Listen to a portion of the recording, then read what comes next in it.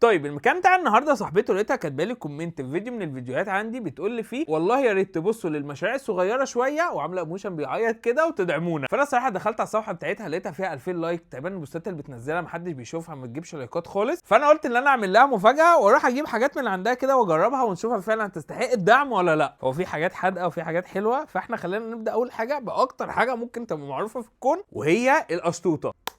دي بقى المفروض قشطوطه كراميل. ماشي. حلوه قوي.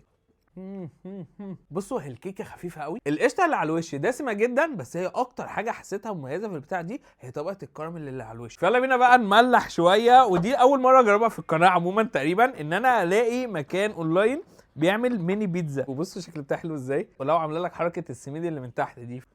العجينه بتاعتها خفيفه قوي، يعني هي ما ينفعش نحطها في زون مثلا اللي هي الميني بيتزا بتاعت اللوف. وعشان ما انساش، عشان كنت هنسى، الصفحه بتاعتها اسمها ياسمينة سويتس،